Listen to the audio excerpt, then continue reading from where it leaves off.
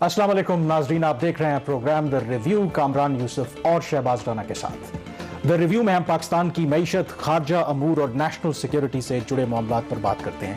आज मुशीर खजाना शौकत तरीन ने कराची में सहाफ़ियों से बात करते हुए कहा कि जो मिनी बजट आइंदा आने वाले दिनों में आ रहा है उसमें कोई नया टैक्स नहीं लगाया जाएगा। ये जो मिनी बजट है वो उन शराइत का हिस्सा है जो IMF ने पाकिस्तान पर आयद की हैं और कहा है कि जब तक उन शराइत पर अमल नहीं किया जाता तो जो अगली किस्त है $1 अरब की वो पाकिस्तान को नहीं मिलेगी। अब सवाल ये है कि मुशीर खजाना का ये जो दावा है कि ये जो मिनी बजट आ रहा है इसमें कोई नया टैक्स नहीं लगेगा, ये हकीकत के कितना करीब है? क्योंकि अगर आप देखें तो हुकूमत खुद कह रही है कि IMF के कहने के ऊपर जो इस साल का रेवेन्यू का हदफ है उसको बढ़ाकर पहले 5,800 अरब रुपए था, अब उसको तकरीबन 6100 अरब रुपया कर दिया गया है। तो ये पैसे कहाँ से आएंगे? अब शहबाज, मुशीर खजाना का दावा एक तरफ की टैक्स नहीं लगने वाला, लेकिन लोग कहते हैं कि जब मिनी बजट आता है बजट का मतलब ही टैक्स लगाना है। आपने जो स्टोरी की है उसमें तो आप कह रहे हैं कि जरूर टैक्स लगेगा। अब मेरा सवाल ये है कि अगर आपकी खबर दुरुस्त है तो मुशीर खजाना, मैं ये तो नहीं कहूँगा कि गलत बयानी से काम ले रहे हैं, तो वो लोगों से असल हकीकत क्यों छुपा रहे हैं? क्योंकि जब कल फाइनेंस बिल टेबल होगा नेशनल असेंबली के अंदर हकीकत तो सामने आ जाएगी। अच्छा नहीं कामरान, इसमें थोड़ा सा मेरा व्यू डिफरेंट है। शौकत तरीन मुशीर खजाना साहब की एक चीज़ मुझे एक अच्छी लगी है, ख़ास तौर पर जब उनकी लास्ट प्रेस कॉन्फ्रेंस थी मार्च में, उन्होंने भी मंडे को जो की थी जिसमें उन्होंने IMF की शराइत के बारे में तफसील से बताया था। उन्होंने कैंडिडली और ओपनली सारी चीज़ें बताई, उन्होंने कुछ भी नहीं छुपाया हमसे। और मैंने जो खबर की थी उनकी ही कोर्ट्स की बेस के ऊपर थी। आज भी उन्होंने जो बात कही है वो मुकम्मल बात ये है कि कोई नया टैक्स नहीं लगेगा, लेकिन जो सेल्स टैक्स की जो मराद दी गई हैं वो हम वापस ले रहे हैं। तो ये उनका मुकम्मल जुमला था। तो मिनी बजट तो आ रहा है, अब ये आप इसको अल्फाज का हेर फेर तो कह सकते हैं कि कड़वी गोली आपको शहद बनाकर आपको दी जा रही है, लेकिन बेसिकली बात वो वही कर रहे हैं जो हम कर रहे हैं। तो इसमें कोई डिफरेंट बात नहीं है। मुझे बल्कि ये चीज़ उनकी अच्छी लगी थी जब उन्होंने प्रेस कॉन्फ्रेंस की कि हमने जो उनसे पूछा वो उन्होंने बताया और उसमें कुछ भी उन्होंने नहीं छुपाया। और जो कुछ चीज़ें तो उन्होंने खुद हमें बताई कि ये IMF की शराइत हैं, ये हम पूरा करेंगे तो आगे प्रोग्राम बढ़ेगा। बल्कि ये जो पाकिस्तान और IMF का मुआहिदा, इसके ऊपर हम 12 डिस्कस कर चुके हैं और पिछले प्रोग्राम में हमने कहा था कि हम अगला प्रोग्राम करेंगे तो या फिनिशिंग लाइन पे हम पहुंच चुके होंगे या पहुंचने वाले होंगे। तो वो फिनिशिंग लाइन पे पहुंच गए, लेकिन ये बात तय रहे कि जो पाकिस्तान और IMF का मुआहिदा है ये $1 अरब कर्जे का नहीं है मुआहिदा। ये मुआहिदा है वो तमाम हमने जो शराइत जो हमने मुकम्मल करनी है उसके ऊपर दोनों के दरमियान एक एग्रीमेंट हुआ है। मैं इसकी जो इंग्लिश वर्डिंग IMF की के प्रेस रिलीज की, मैं इसको एक दफा दोबारा पढ़ देता हूं ताकि इस पर कोई कंफ्यूजन ना रहे। The Pakistani authorities and the IMF staff have reached a staff level agreement on policies and reforms needed to complete the 6th review under the EFF, मतलब एक्सटेंडेड फंड फैसिलिटी। तो ये मुआहिदा हुआ है शराइत मुकम्मल करने का। अब आ जाते हैं वो शराइत क्या है। मैंने 800 अरब रुपए का फिगर जो रिपोर्ट किया एक्सप्रेस ट्रिब्यून की खबर में।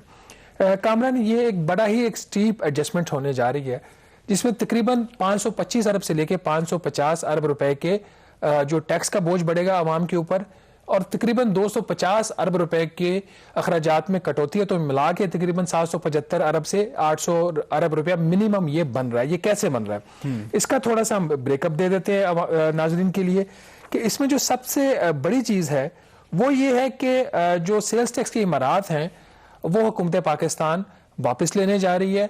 उसमें शौकत तरीन के अपने अल्फाज हैं कि किन चीज़ों पे इमारत रहेंगी, वो है खाने पीने की अशिया, एग्रीकल्चर मशीनरी और फर्टिलाइजर गालबन उन्होंने कहा। इसके अलावा जितनी भी चीज़ें हैं इस वक्त जो पाकिस्तान का सेल्स टैक्स का कानून है उसके अंदर 0 से लेके 17% तक, बल्कि कुछ केसेस में 20% भी रेट है। तो ये हमारे मुख्तलिफ रेट्स हैं। IMF ने एक प्रिंसिपल पाकिस्तान के सामने रख दिया है कि आपका अपना कानून आपको 17% रेट कहता है, आप उसको फॉलो करो। और ये बात शौकत तरीन ने आज भी कही है और मंडे वाले दिन भी कही है। तो ये बात क्लियर होगी कि इन तमाम चीज़ों को छोड़कर जो भी उन्होंने शौकत तरीन साहब की मैंने आपको बताई हैं, तमाम अशिया के ऊपर सेल्स टैक्स 17% होने जा रहा है।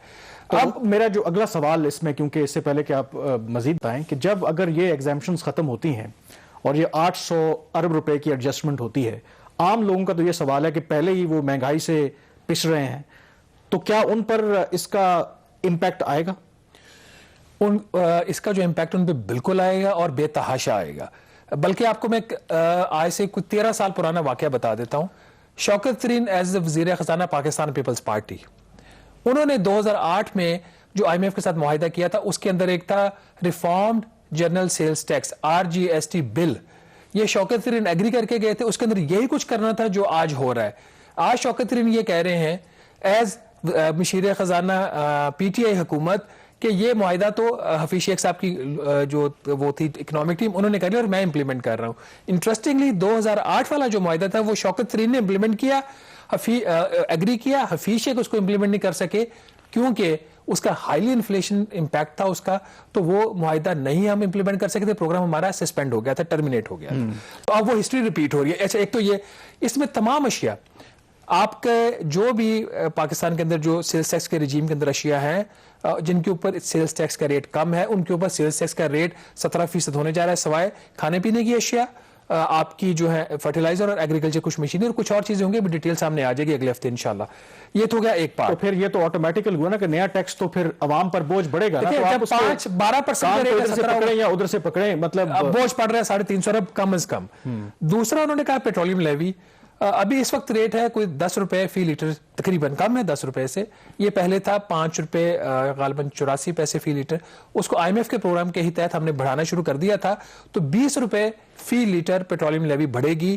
اس کے ساتھ ہی جو GST کا ریٹ جو میکسیمم لمٹ ہے 30 روپے فی لیٹر لے کے جائیں گے, وہ پہنچیں گے ہم. یہ معاہدہ ہے, شوکت ترین نے اپنے منہ سے یہ بات کی. اس کا مطلب ہے کہ پیٹرول کی قیمتوں میں ابھی 146 روپے مسلسل اضافہ ہوگا, 20 روپے اس میں اضافہ ہوگا 4 ایک ساتھ میں, ہر مہینے 4 روپے اوپر جائے گی. اور یہ بات بھی لوگوں کو بتانا ضروری ہے کہ یہ اس سے الگ ہے کہ جو انٹرنیشنل مارکیٹس میں پرائسز اگر اوپر جائیں گے نیچے آتی تو یہ تو لیوی میں تو ہونا ہی ہونا ہے. اگر نیچے آتی ہے تو عوام کو ریلیف نہیں ملے گا, اس کو حکومت ابزارب کرے گی اور ریٹ بڑھا دے گی. اوپر جاتی ہیں تو اور قیمتیں بڑھیں گی. اس کے ساتھ GST جو ہے سیلز ٹیکس اس وقت پیٹرول کے اوپر 0 ہے, اس کو بھی 17% پہ جانا ہے. اچھا, اس کو 17% پہ جانا, اس پہ بھی 17% پہ. آپ کیسے لے کے جاتے ہیں, تو پھر عوام کی چیخیں نکل اور جائیں یہ گی. سب کچھ ہم نے کرنا ہے 12 جنوری سے پہلے. پیٹرولیم لیوی والا وہ 4 ماہ میں ہوگا, 4 روپے فی لیٹر فی منتھ, اور یہ پھر سیلز ٹیکس کا بھی اوپر جائے گا. اچھا اب آ جائے اگلی چیز, یہ میں اس کا جو امپیکٹ ہے پیٹرولیم لیوی کا تقریباً 275 ارب روپے ہے. 350 275 ارب روپے عوام کی جیبوں سے پیٹرولیم لیوی کی لیول سے آپ نکالیں گے. اگلا اس کے اندر پوائنٹ یہ ہے, اب آ جاتے ہیں اخراجات میں کٹوتی کے اوپر. اخراجات میں پبلک سیکٹر ڈیولپمنٹ پروگرام کے اوپر میں نے یہ خبر کی تھی کہ حکومت 200 ارب روپے کی کٹوتی کرنے جا رہی ہے. وہ آفیشیلی شوکت ترین صاحب نے کنفرم کر دیا. 22% بجٹ کم ہو رہا ہے, 900 ارب روپے سے کم ہو کے 700 ارب پہ ہو جائے گا. اس کا 2 امپیکٹ آئیں گے. حکومت کی جو اس سال کا GDP گروتھ کا ٹارگٹ ہے اس کا 4.8%, اس کے اوپر آئے گا امپیکٹ. اور جو بہت ساری نوکریاں ہوتی ہیں جب پبلک سیکٹر کے پروجیکٹس ہوتے ہیں, لوگ دہاڑی کے اوپر بھی کام کر رہے ہوتے ہیں, کانٹریکٹ کے اوپر بھی کام کر رہے ہیں, تو وہ نوکریاں بھی افیکٹ ہوں گی 200 ارب کی کٹوتی سے. اور اس کے اندر ایک اور جو انٹرسٹنگ پہلو ہے آپ کی خبر میں دیکھیں نا, اب ہمارے پرائم منسٹر صاحب بھی کہتے ہیں کہ اکانومی اب نیشنل سیکیورٹی کا ایشو ہے, اور اکانومی کے ساتھ جو کس نے بھی جو ایک میس کریٹ کیا ہے, اب اس میں سنا ہے کہ وہ 50 ارب روپے سادہ الفاظ میں جو ہمارے دفاعی ادارے ساز و سامان خریدتے ہیں, اب اس کے بجٹ میں بھی کٹوتی کی جا رہی. تو اس کا مطلب ہے کہ جو ہماری معیشت کی اس وقت صورتحال ہے, امپیکٹ ساروں پہ آ رہا ہے. وہ جو وزیر اعظم عمران خان صاحب نے کہا تھا نا 2 دن پہلے کہ بڑھتے ہوئے قرضے اور کم ٹیکس کلیکشن نیشنل سیکیورٹی کا ایشو بنتا جا رہا ہے, وہ یہی چیز ہے. اب گریجویل آپ اس طرف بڑھ رہے ہیں. اس کی جو بنیادی شرط ہے 3 سال پہلے IMF نے 2 سال پہلے اپنے پروگرام میں منوا لی تھی کہ حکومت کا جو بنیادی بجٹ ہے اس میں سود کے اوپر قرضوں کی ادائیگیوں کے علاوہ وہ آپ کا خرچہ اور آپ کی آمدن برابر ہونا چاہیے. اچھا, اب جو ہم نے پروگرام IMF کے ساتھ ہم معاہدے کی طرف جا رہے ہیں اس کے تحت نہ صرف برابر ہونا چاہیے بلکہ آپ نے اس میں سرپلس دکھانا ہے. آپ کی آمدن کوئی 100-150 ارب روپیہ آپ کے خرچے سے اس سال زیادہ ہونی چاہیے قرضوں کے اوپر سود کی ادائیگی کرنے کے بعد.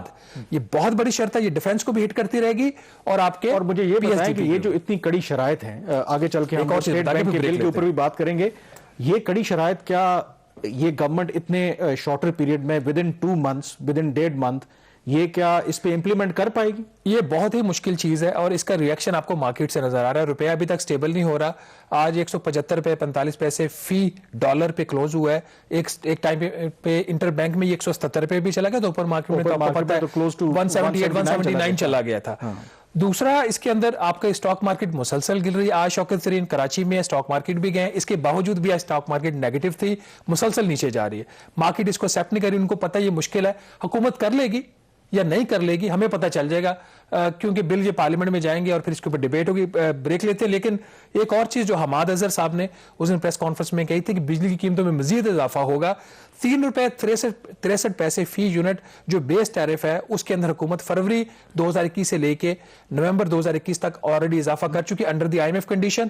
اور شوکت ترین صاحب کا یہ کہنا کہ میں نے بڑا ریلیف لیا, وہ لگ نہیں رہا, کیونکہ جو ٹیکسز میں انکریز میں نے آپ کو بتا دیا, بجلی کی قیمتوں میں مزید اضافہ ہونے جا رہا ہے, شاید جنوری یا فروری سے ہو, اور کوارٹرلی ٹیرف ایڈجسٹمنٹ بھی ہو سکتی ہے. میں یہاں پہ ایک بریک لے لیتے ہیں. بالکل بریک لیتے ہیں. اور بالکل شہباز نے, اگر بجلی کی قیمتوں میں اضافہ ہوگا, پیٹرول کی قیمتوں میں انٹرنیشنل مارکیٹ میں ویسے ہی اضافہ ہو رہا ہے, اس کے اوپر پیٹرولیم لیوی اور GST کو اگر بڑھایا جائے گا تو یقیناً پھر اس کا جو امپیکٹ ہے وہ عام لوگوں کے اوپر پڑے گا.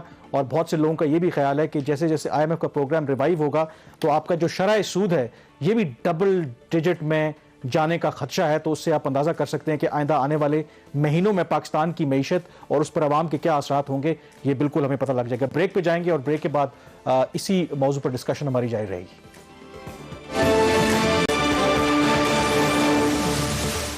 جی, بریک کے بعد ایک دفعہ پھر آپ کو خوش آمدید کہتے ہیں. IMF کے پروگرام کی بحالی کی بات کر رہے ہیں. ایک اور جو شرط IMF کی ہے وہ ہے اسٹیٹ بینک آف پاکستان کی خود مختاری کے حوالے سے.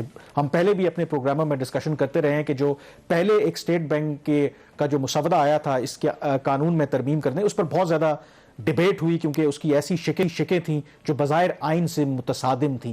اب کچھ تبدیلیاں ضرور کی گئی ہیں. IMF کو کسی حد تک پاکستان کی گورنمنٹ نے کنونس کیا ہے, لیکن کیا ابھی بھی یہ قانون ایسا ہے کہ اس میں جو حکومت پاکستان اور پاکستان کے مفاد ہیں ان کا تحفظ ہو سکے؟ تو کچھ تو پازیٹیو چیزیں اپیرنٹلی نظر آئی ہیں, لیکن ابھی بھی شاید آئیڈیل حالات نہیں ہیں حکومت کے لیے اگر دیکھا جائے تو. مشیر خزانہ شوکت ترین نے 1 نومبر کو کہا تھا کہ کچھ چیزیں غیر آئینی ہیں, وہ بل کے اندر جو کلازز ہے وہ متصادم ہے ہمارے آئین کے ساتھ, وہ نہیں کریں گے. اس میں 1-2 چیزوں کے اوپر تو IMF نے کنسیشن دے دی ہے, باقیوں پہ نہیں دی. ایک ایک کر کے وہ ساری کلازز سے گو تھرو ہو جاتے ہیں تاکہ لوگوں کو بھی اس کا ڈیٹیل پتہ چل جائے. سب سے بڑی چیز جو IMF پاکستان کی نہیں مانا, پاکستان کی خواہش تھی کہ جو اس کو اسٹیٹ بینک آف حکومت Pakistan state bank of Pakistan سے قرضہ لیتی رہے, اس کے اوپر IMF نہیں مانا. اور حکومت نے باوجود اس کے یہ بات کہی تھی کہ یہ غیر آئینی ہے, قرضہ لینا ہمارا آئینی حق ہے. اسٹیٹ بینک نے کہا آپ کا آئینی حق ہوگا اپنی جگہ پہ, اگر پروگرام کرنا ہے تو آپ کا یہ دروازہ جو ہے قرضہ لینے کا اسٹیٹ بینک آف پاکستان سے مکمل طور پر بند ہے, تو اس کے اوپر نہیں ماننا. پاکستان نے یہ بھی پروپوز کیا, اچھا چلے اس طرح کریں کہ اس کو سالانہ جو GDP کا جو اس کی شرح ہے اس کے 2% کے برابر کر دیں, کو 1100 ارب روپے تک ہمیں لینے دیں. نہیں مانا. ہم سالانہ ہماری جو ریکوائرمنٹ ہے قرضوں کی وہ 4000 ارب روپے کے آس پاس ہوتی ہے, 3500 سے 4000 ارب. تو اب یہ سارا پیسہ جو حکومت پاکستان جو ہے وہ کمرشل بینکوں سے لے گی. یہ ایک امپورٹنٹ شرط ہے. یہ پہلے کیا نیشنل انٹرسٹ کے آپ کے خلاف نہیں؟ مجھے یاد پڑتا ہے کہ یہ سوال حفیظ پاشا صاحب سے ہم نے ریز کیا تھا تو انہوں نے یہی کہا یہ تو آپ کے جو نیشنل انٹرسٹ ہے اس کے خلاف ہے کہ کیسے آپ کو IMF روک سکتا ہے کہ آپ اسٹیٹ بینک آف پاکستان سے قرضہ نہ لیں. یہ 2 خطر, اس کے 2 نتائج نکلیں گے. یا تو آپ اپنے ڈومیسٹک اپنے روپے کے قرضے پہ ڈیفالٹ کر جائیں گے جو ہوتا نہیں ہے, یا پھر آپ بینکوں کے رحم و کرم پہ چلے جائیں گے, کمرشل بینک تو مہنگے داموں آپ کو دیں گے نا, دبا کے آپ کو ایکسپلائٹ کریں گے. اس کے اوپر ایک اور خطرناک ڈیولپمنٹ ہو رہی ہے, وہ اگلے پروگرام کے لیے میں رکھ رہا ہوں. نہیں بٹ یہ منطق کیا ہے IMF کی, کیوں وہ منع کرتے ہیں؟ یہ کہنا ہے کہ ایک تو حکومت کا کوئی اس کے اوپر چیک اینڈ بیلنس نہیں ہوتا. اسٹیٹ بینک آف پاکستان اس کے انڈر ہے, جب اس کو کہتے ہیں آپ نوٹ چھاپو وہ نوٹ چھاپتے ہیں, بے تحاشا خرچے کرتے ہیں, پیچھے ان کا ریونیو ہوتا نہیں اور مہنگائی ہوتی ہے. منطق ٹھیک ہے, اس کو امپلیمنٹ کرنے میں اس کو بہتر طریقے سے کیا جا سکتا ہے.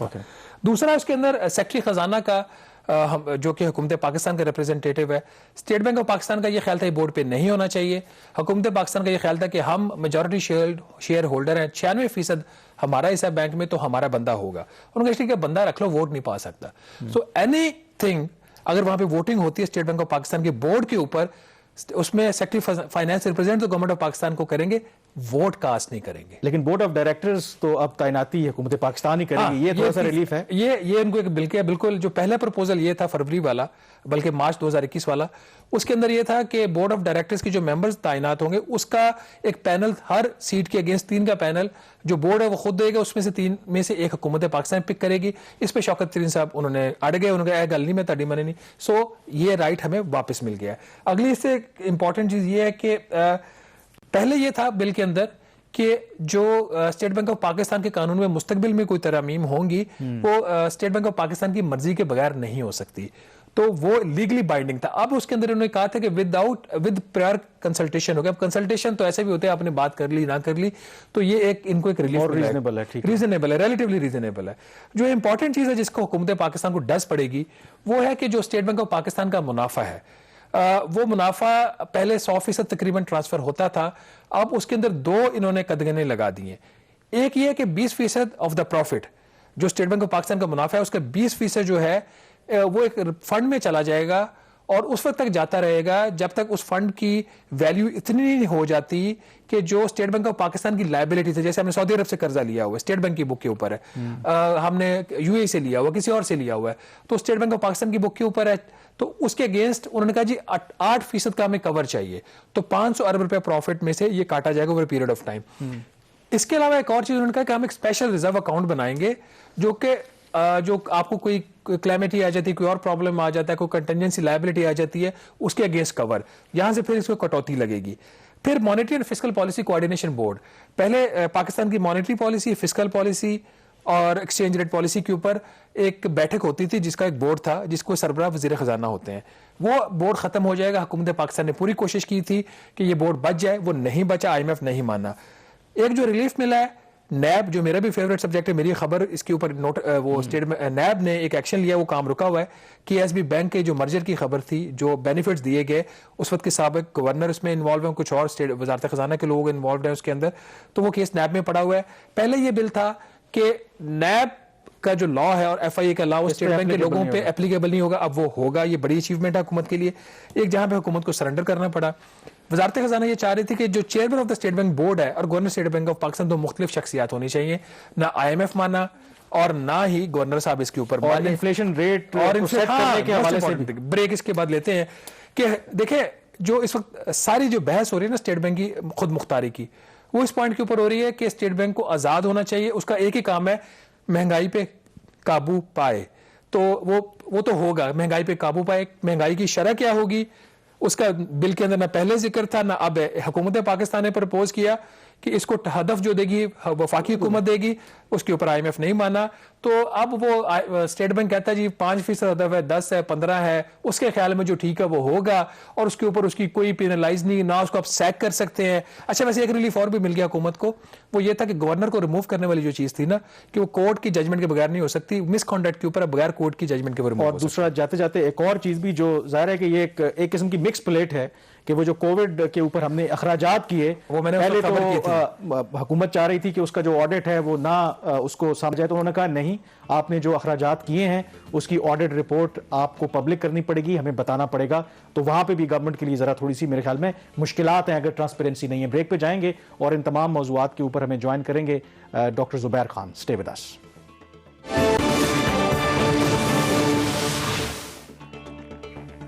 جی پروگرام دی ریویو میں ایک دفعہ پھر آپ کو خوش آمدید کہتے ہیں. بریک سے پہلے بھی ہم ذکر کر رہے تھے کہ IMF کے ساتھ جو ایک سٹاف لیول اگریمنٹ ہوا ہے اور جو کڑی شرائط IMF نے رکھی ہیں, تو لگتا یہی ہے کہ حکومت پاکستان نے IMF کی کڑوی گولی جو لینے کے لیے وہ تیار ہے, اور جو اس کڑوی گولی کا اثر ہے بیسیکلی وہ عوام کے اوپر ہوگا. اس کی کیا امپلیکیشنز ہیں, اس پر مزید بات کرنے کے لیے اسٹوڈیوز میں موجود ہیں ہمارے ساتھ ڈاکٹر زبیر خان صاحب, فیڈرل منسٹر بھی رہے ہیں اور IMF میں بھی کام کر چکے ہیں, ویل نون اکانومسٹ. تو ڈاکٹر صاحب بہت شکریہ.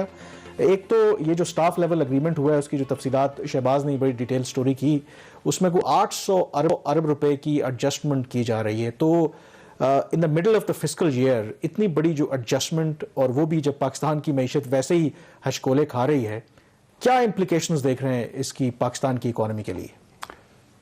ابھی آپ فسکل ایڈجسٹمنٹ کی بات کر رہے ہیں تو ابھی اسٹیٹ بینک ایکٹ کے اوپر بات نہیں ہو رہی. دیکھیے بات سنیے, میں تو ہمیشہ سے کہتا آ رہا ہوں کہ پاکستان کی جو بنیادی کمزوری ہے وہ ہماری فسکل پوزیشن ہے.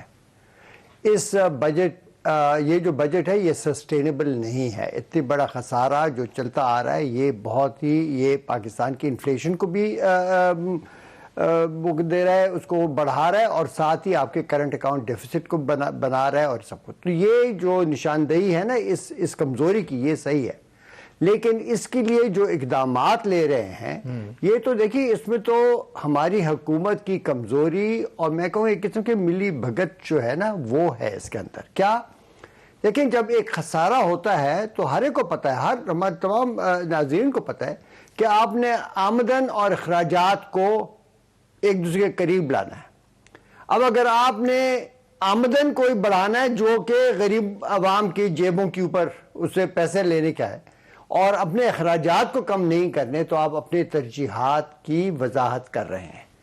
ایک طرف ہم کہہ رہے ہیں کہ ہم نے غریبوں کے لیے فلاح پروگرام کیا ہے, یہ تو تمام جتنے بھی پروگرام ہے, چاہے یہ کیا جوان پروگرام ہے, کوئی اور پروگرام ہے, یہ تمام ووٹ وننگ پروگرامز ہیں, یہ بڑی. لیکن جو عوام کی جیب کے اوپر جو سیلز ٹیکس کا اثر ہے, ہر چیز کے اوپر اس کی قیمت کو بڑھاتا ہے, اور ساتھ ہی انفلیشن کو بڑھاتا ہے ڈیفیسٹ کی وجہ سے, جو غریب عوام کے اوپر بالکل اتنا بوجھ بن چکا ہے کہ اب وہ چیخیں مار رہے ہیں. اب آپ دیکھیں نا کہ یہاں پر حکومت کو چاہیے تھا, اور خاص کر شوکت ترین صاحب کو چاہیے تھا, ہمارے جو فائنانس منسٹر ہیں, کہ بھئی اگر وہ اتنی بڑی ایڈجسٹمنٹ مانگ رہے ہیں تو ہم آپ کو کٹس دیتے ہیں. انہوں نے کیا کیا, صرف ڈیولپمنٹ ایکسپینڈیچر میں کٹس دیے, اور 50 ارب گرانٹس بھی کاٹی ہیں ڈاکٹر. اچھا, تھوڑی سی گرانٹس کاٹی ہیں, لیکن اس کے علاوہ کیا آپ مجھے بتاتے ہیں کہ یہ 3 ٹریلین روپی کا, کتنے 4 ٹریلین روپی کا بجٹ ہے, اس میں صرف اتنا ہی کر سکتے ہیں, اس سے زیادہ کر سکتے تھے. اور دیکھیں ساتھ ہی ان کو چاہیے تھا کہ انٹرسٹ, آپ کے نظر میں کہاں پہ اخراجات حکومت کم کر سکتی ہے؟ دیکھیں the size of the government, میں تو اس کی بات کرتا رہتا ہوں کہ پاکستان کی حکومتوں کے جو سائز ہے, آپ دیکھیں کہ 4 حکومتیں ہیں اور اس کے بعد پہ لوکل گورنمنٹس ہیں, اس میں کتنے ڈپارٹمنٹس ہیں, آپ کسی ایک ڈپارٹمنٹ کا نام بتائیے جو اپنے کام پورا کر رہی ہے. ہر جگہ پر پولیٹیکل ریکروٹنگ ہوئی ہے, لوگوں کو بھرتی کیا گیا ہے, اور وہ سب جو ہے آج بوجھ بن کر بیٹھے ہوئے. اس کے دیکھیے ہم ضرور یہ کہتے ہیں کہ بھئی فلاں منسٹری کو بند کرو, نہیں, منسٹریوں کے بند کرنے کی بات نہیں ہے. حکومت نے اپنی ذمہ داریاں پوری کرنی ہے, رسپانسبلٹیز پوری کرنی ہے, لیکن اس سے آدھے بھی اگر لوگ ہوں اس سے کروا سکتے ہیں. ہر سال جو ان کی تنخواہیں بڑھائی جاتی ہیں, آپ دیکھیں کتنے پرسنٹیج تنخواہیں بڑھاتے ہیں باہر ملکوں میں پروڈکٹیوٹی کو دیکھ کر. آپ کیا کہہ رہے ہیں کہ آپ ہماری حکومت کی پروڈکٹیوٹی بہتر ہوتی جا رہی ہے, کیا عمران خان کہہ سکتے ہیں کہ وہ ایسا ہو رہا ہے؟ اچھا ڈاکٹر صاحب, آپ before moving to the state bank, last سوال اسی جو کنڈیشنلٹیز ہیں, شوکت ترین صاحب کا یہ کلیم ہے کہ انہوں نے کافی زیادہ گراؤنڈ انہوں نے ری گین کیا ہے ایز کمپیئر ٹو جون 2021 میں جب یہ بات ہوئی تھی آئی ایم ایف سے, اور پھر اس سے پہلے مارچ 2021 میں. لیکن جب آپ نمبرز دیکھتے ہیں اور ان کی شرائط دیکھتے ہیں تو آپ کو لگتا ہے کہ واقعی شوکت ترین صاحب نے گراؤنڈ گین کیا ہے, یا آئی ایم ایف اپنی جگہ پہ کھڑا رہا اور شوکت ترین صاحب کو آگے بڑھ کے ان سے ہاتھ ملانا پڑا؟ دیکھیے جس طریقے سے آئی ایم ایف کی شرائط پیش کیے گئے ہیں اور وہ بالکل پیچھے نہیں ہٹ رہے, مجھے تو لگ رہا ہے جس طرح کہ یہ تو 9/11 کے بعد امریکہ نے بھی اس طریقے سے ڈکٹیشن نہیں کی تھی پاکستان کو. وہ جو کر رہے ہیں یہ اس ہماری حکومت کی کمزوری کی عکاسی ہے, اور حکومت کی کیا منسٹری آف فائنانس کی کمزوری ہے, اور ساتھ ہی میں کہوں گا اسٹیٹ بینک جو ہے اس کی ایک قسم کی ملی بھگت ہے. یہ یاد رکھیے کہ آئی ایم ایف کے ساتھ جو مذاکرات ہوتے ہیں اس میں اسٹیٹ بینک اور منسٹری آف فائنانس دونوں ایکول بیٹھے ہوتے ہیں. یہاں پر سب سے بڑا جو اس وقت جو کنٹروورشل ایشو ہے وہ اسٹیٹ بینک کی انڈیپینڈنس ہے, جس کے لیے اسٹیٹ بینک خود ایک پش دے رہا ہے. یہاں پر آپ دیکھیں کہ یہاں پر کیا کانفلکٹ آف انٹرسٹ نہیں آ گیا. جب ان کا کانفلکٹ آف انٹرسٹ آ گیا ہے تو وہاں پر شوکت ترین صاحب بھی کمزور ہو گئے ہیں. تو میں کہوں گا شوکت ترین صاحب جو کہتے ہیں کہ میں نے یہ نہیں کروانے دیا, یہ نہیں کروانے دیا, وہ جو جتنے بھی جی ایس ٹی کے ریٹس بڑھا رہے ہیں, اور وہ کہہ رہے ہیں کہ ہم ریٹس بھی نہیں بڑھا رہے, تو ہم صرف جو سبسڈیز دی جو ہم نے چھوٹ دی تھی اس کو چھوڑ رہے ہیں, ختم کر رہے ہیں. تو ڈاکٹر صاحب قطع کلامی ہوتی ہے. یہ جو اکثر ہم ظاہر ہے کہ آئی ایم ایف کے پاس ہم خود گئے ہیں, وہ تو نہیں کہہ رہے کہ آپ ہم سے قرضہ لیں. ایک وجہ تو یہ بھی لوگ بتاتے ہیں کہ ہمارا ٹریک ریکارڈ ماشاءاللہ سے اتنا اچھا ہے کہ ہم کمٹمنٹس کرتے ہیں اور اسے پھر بیک آؤٹ کر جاتے ہیں. تو ماضی کے تجربات کو سامنے رکھتے ہوئے آئی ایم ایف آپ کہتا ہے کہ پہلے آپ اب ہماری شرائط پہ عمل درآمد کریں گے تب آپ کو پیسے ملیں گے. تو قصور ہمارا ہے نا کہ ہم جب پہلے یا تو کمٹمنٹ کریں نہیں, جب کمٹمنٹ کریں تو اسے پورا کریں. پرائر جو ایکشنز ہوتے ہیں یہ اکثر پروگرامز میں ہوتے ہیں, یہ صرف ٹریک ریکارڈ کے اوپر نہیں ہوتا.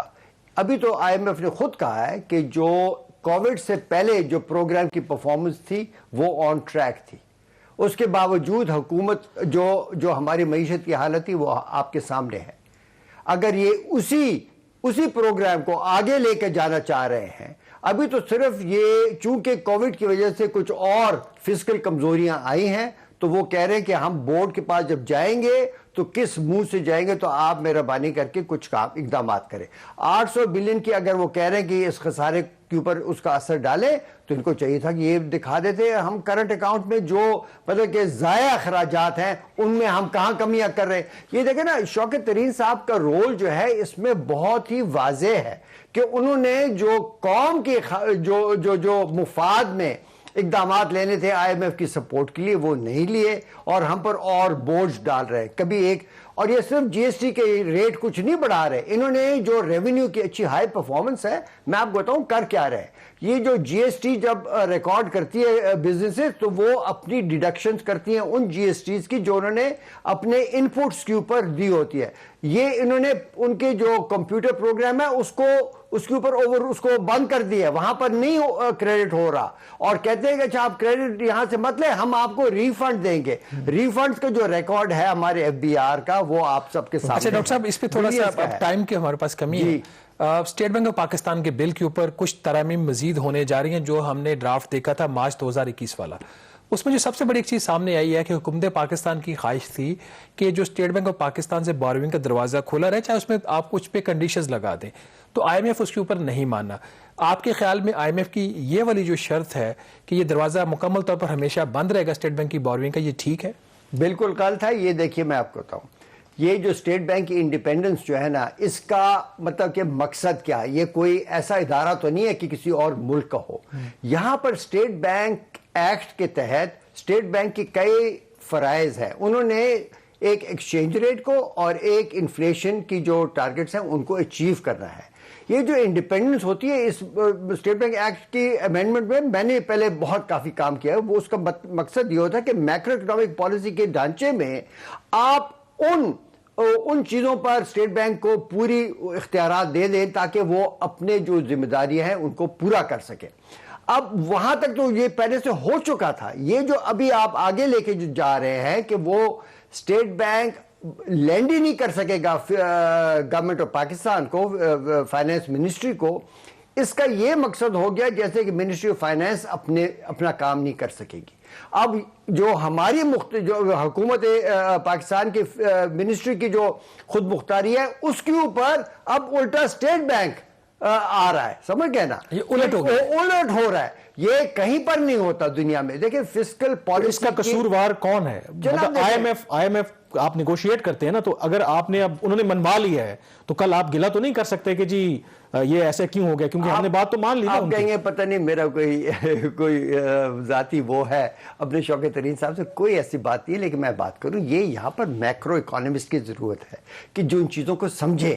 وہاں پر ایک بینکر بیٹھے ہوئے, دیکھیں بینکر, اکاؤنٹنٹ اور اکانومسٹ میں بڑا فرق ہوتا ہے. ایک نمبر ایک, یہ شوکت ترین صاحب وہی صاحب ہیں جنہوں نے 7th NFC ایوارڈ کے آرکیٹیکٹ ہیں, انہوں نے یہ کروایا, اور اس کے بعد سے پاکستان کی تمام فسکل پرابلمز پیدا ہوئے, اور وہ انہوں نے جنم صرف نہیں دیا, اب وہ ختم نہیں ہوں گے جب تک 7th NFC ایوارڈ واپس نہ لیا جائے. اب یہ دوسرا ایک ایسا کام کر رہے ہیں جو 7th NFC ایوارڈ سے زیادہ مضر ہے ہمارے فسکل مینجمنٹ کے لیے, اور اس میں پھر وہ وہی اس کی صدارت کرے. تو میں کہہ رہا ہوں کہ یہاں پر ہمارے حکومت پاکستان جو پولیٹیکل گورنمنٹ. آپ سے آخری سوال یہ ہے, آپ کچھ چیزیں جو اسٹیٹ بینک کے بل کی سامنے آئی ہیں, جو میں نے رپورٹ بھی کی ہے, آپ نے پڑھی ہوں گی, وہ کون سی ایسی 4 یا 5 بڑی چیزیں ہیں جو آپ سمجھتے ہیں کہ ابھی حکومت مان تو گئی ہے لیکن جب کابینہ میں بل جائے گا اور پارلیمنٹ میں جائے گا وہ تبدیل ہونے چاہیے, اور کیسے ہونے چاہیے؟ جی دیکھیے بات سنیں, اسٹیٹ بینک کی جو انڈیپینڈنس ہے وہ پہلے سے ہم نے لا میں ہے, وہ ہو چکی ہے. وہ دیکھیں ابھی تک وہ کیوں نہیں انفلیشن کو کنٹرول کر سکے, وہ اپنے ایکسچینج ریٹ کی مینجمنٹ کیوں نہیں کر سکے. میں تو بلکہ کہوں گا یہ جو پچھلی ایکسچینج ریٹ کی جو فلکچویشن ہوئی تھی, یہ گورنمنٹ آف پاکستان پر دباؤ ڈالنے کے لیے کیا کہ بھئی جلدی سے آئی ایم ایف کے پاس جاؤ اور ان کی بات مانو. آپ یہ کہہ رہے ہیں جو 175 روپے پہ گیا تھا, یہ انہوں نے مینیپولیشن کی تھی پاکستان کو ڈرانے کے لیے کہ اگر آئی ایم ایف کے پاس نہیں جائیں گے تو یہ ہو جائے گا, اور ان کے آپ تمام ڈیمانڈز مان لیں. آج بھی 175 یہی ہو رہا ہے نا. جی دیکھیں ابھی تک یہی ہو رہا ہے. یہ دس از آل مینیپولیشن آف دی ایکسچینج. یہ ڈاکٹر صاحب بہت بڑا دعویٰ کر رہے ہیں. میں دیکھیں میں کہہ رہا ہوں کیا یہ واقع ہو نہیں سکتا, اس لیے کہ یہاں پر ایک کانفلکٹ آف انٹرسٹ ہے. ڈاکٹر صاحب جلدی سے بڑی سب کی بات, دیکھیں بات سنیں, borrowing from the State Bank of Pakistan is an instrument of fiscal policy. اس کے اوپر کسی قسم کی قدغن لگانا غلط بات ہے. ایک طرف اگر جی آپ صرف کمرشل بینک سے کریں گے, کمرشل بینک اپنے انٹرسٹ ریٹ بڑھائیں گے, مینیپولیٹ کریں گے, وہ وہاں پر وہ کر رہے ہیں, کلوڈ کر رہے ہیں اور پاکستان کا خاتمہ کر رہے ہیں. میں تو کہوں گا کہ وہاں پر ہمیں چاہیے ڈائریکٹ مانیٹری کنٹرول پر جائیں جیسے مڈ 90 سے پہلے ہوتا تھا, اور جہاں پر فائنینشیل ریپریشن کی ضرورت جہاں پر تمام ویسٹرن کنٹریز میں ہو رہا ہے, صرف پاکستان میں اس کا برعکس ہو رہا ہے. ایک number accountability of the state bank people, اور جو وہاں بیٹھے ان کی بالکل وہ لازمی ہونی چاہیے. یہ حکومت پاکستان کا, اور مطلب کہ یہ ہمارے کانسٹیٹیوشنل رائٹ ہے, ہمارے right to the people. Let's hope کہ جو ہمارے الیکٹڈ نمائندگان ہیں وہ سن رہے ہوں گے, پارلیمنٹ میں جب جائے گا تو اس پہ ڈیبیٹ بھی کریں گے اور یہ سارے پوائنٹس یقیناً نوٹ کریں گے. بہرحال ایک بریک لیں گے اور بریک کے بعد ذکر کریں گے کہ کیا پاکستان اور بھارت جو ہیں وہ افغانستان کی عوام کی مدد کے لیے اکٹھے کام کرنے کے لیے تیار ہیں. بریک کے بعد اس پہ بات کریں گے.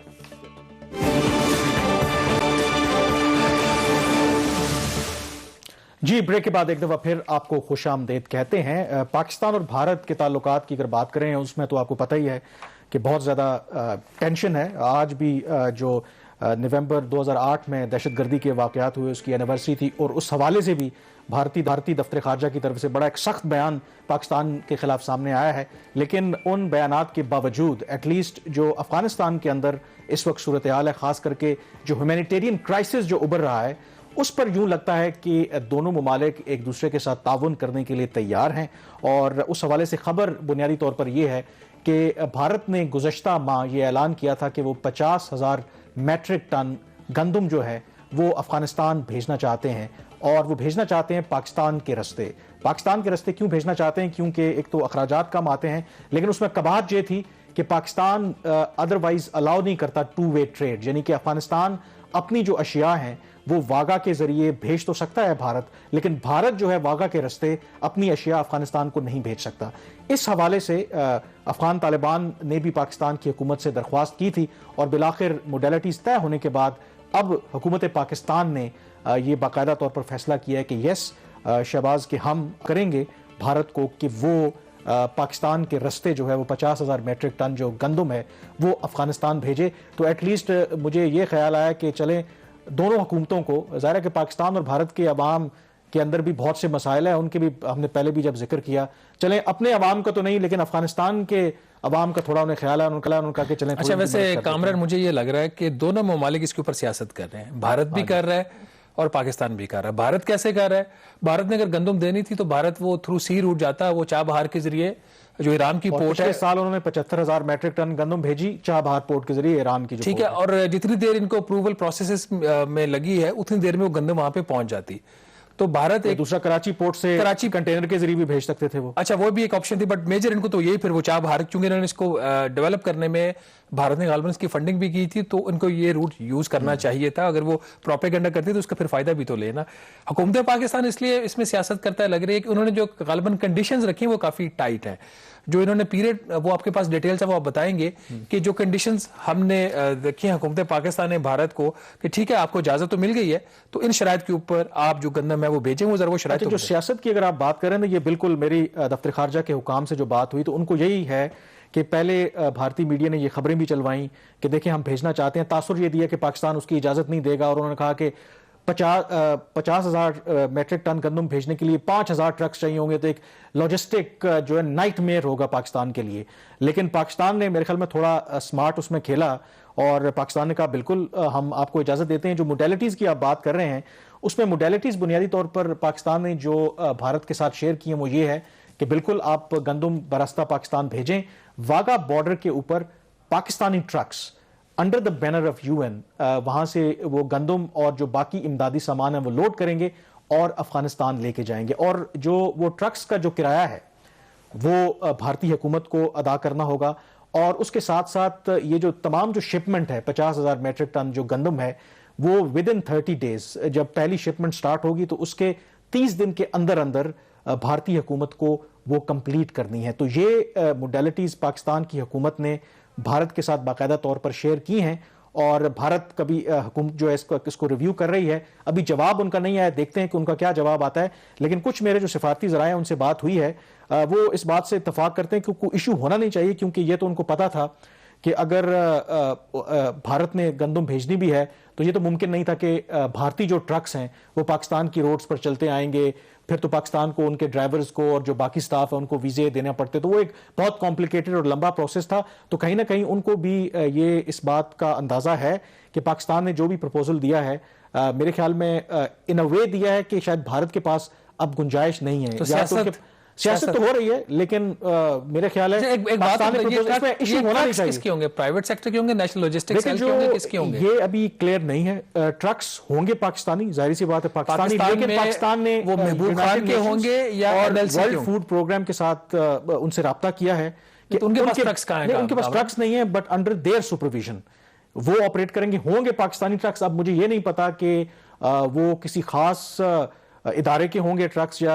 کسی خاص کمپنی کے ہوں گے, کیونکہ اس میں ابھی جو موڈیلٹیز پاکستان نے شیئر کی ہیں غالباً جو اس کا فریٹ ہے, جو کرایہ ہے, وہ طے ہونا باقی ہے کہ بھارت اس میں میرے لیے انٹرسٹنگ چیز یہ ہے کہ اس کا بزنس کس کو ملے گا. 50,000 میٹرک ٹن کا بزنس تو ہے نا, اور غالباً جو ایک ہی ویل جو آرگنائزڈ پاکستان کی 1200 ٹرکس چاہیے گے, تو وہ غالباً پھر وہ نیشنل لاجسٹک سیلز کے پاس جو ملٹری کا ہی کام ہے, اور ان کی اپنے ہی ڈرائیورز اگر ان کے ہوں گے تو کائنڈ آف ان کو ایک سیکورٹی پرسپیکٹو بھی رہے گا, بزنس بھی مل جائے گا, NLC بینیفیشری ہو سکتا ہے یا پھر پرائیویٹ. تو یہ بات ابھی اس میں اور ابھی اس میں دیکھنا یہ ہے کہ کیا بھارت جو پاکستان نے موڈیلٹیز ان کے ساتھ شیئر کی ہیں وہ مانتا ہے یا نہیں مانتا. لیکن اس بات کے اندر جیسے سٹارٹ میں بھی آغاز کیا تھا کہ پاکستان اور بھارت کو بھی اگر دیکھیں لگ بھگ ہماری 1.5 ارب آبادی, اور اگر آپ ورلڈ بینک اور باقی جو انٹرنیشنل فائنینشیل انسٹیٹیوشنز ہیں ان کی رپورٹس بھی اٹھا کے دیکھیں تو ایک بہت بڑی آبادی دونوں ممالک میں وہاں پر غربت کی لکیر سے نیچے رہتی ہے. ان کو جو بنیادی سہولیات ہیں وہ صحت ہو, تعلیم ہو, وہ ان کو میسر نہیں ہے. تو اگر یہ دونوں ممالک افغانستان کی عوام کے لیے یقیناً ان کو مدد کی ضرورت ہے, اکٹھے ہو سکتے ہیں, تو کیا یہ دونوں ممالک کے جو پسے ہوئے عوام ہیں ان کے لیے کیا یہ اکٹھے نہیں ہو سکتے؟ اگر یہ فوکس ہو دونوں ملکوں کی قیادت کا, میں کسی ایک کو ذمہ دار نہیں ٹھہراتا, دونوں ممالک کا فوکس اگر دونوں ممالک کی عوام ہو اور خاص کر کے پسا ہوا طبقہ ہو, تو پھر میرے خیال میں جتنا مرضی بڑا کوئی ایشو ہو اس کو حل کرنے میں کچھ زیادہ وقت نہیں لگے گا. سوال یہ ہے کہ کیا ہم اپنی غلطیوں سے سبق سیکھنا چاہتے ہیں یا پھر اپنی انا کی خاطر یہ جو نوک جھونک ہے ہمارے درمیان ایسے ہی لگی رہے گی. بہرحال پروگرام دا ریویو سے اتنا ہی. مجھے کامران یوسف اور شہباز رانا کو اب اجازت دیجیے. اللہ حافظ.